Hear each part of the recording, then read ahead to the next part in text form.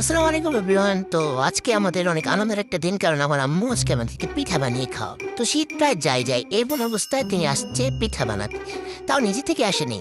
তাকে অনেক হাতে পায়ে ধরতে হয়েছে, তাকে অনেক কষ্টে আমরা রাজি করিয়েছি, তারপর সে এসেছে।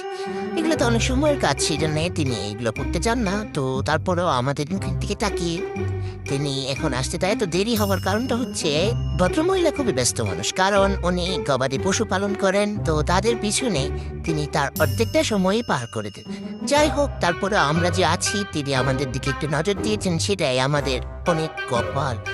তো তাকে অনেক তেলানোর পরেই আমরা এখানে আনতে পেরেছি, কিন্তু তাতেই কি সবকিছু শেষ হয়েছে? না, তিনি এখনো বগর বগর বগর বগর করতেছে যে এগুলো কি এখন তার সময় আছে করার, এখন তার এই কাজ করতে হবে, ওই কাজ করতে হবে। তো তিনি মানে ওয়াচ করতেছেন আর আমরা এগুলো শুনতেছি। তারপরে আমি একটু তার কাছ থেকে বসে বসে এগুলো শেখার চেষ্টা করছি।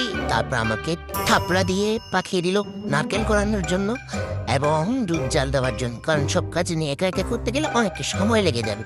আমি এখানে থাকলে দুধটা পড়বে না, তো সেই জন্য আমি চলে এসেছি। তো এখন উনিও ওনার কাজ শেষ, এগুলো বানানো।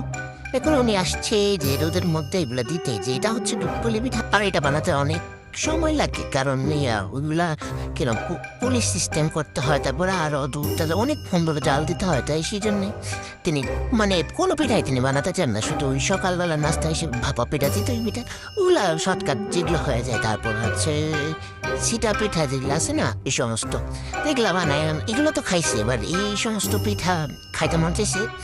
তো এখন তাকে অনেক কষ্ট করে আমরা আনতে পেরেছি, সেটাই আমাদের সার্থকতা। যাই হোক, অবশ্যই তিনি আমাদের বানিয়ে খাওয়ালেন, সেটাই তাকে অনেক অনেক ধন্যবাদ। Thank you.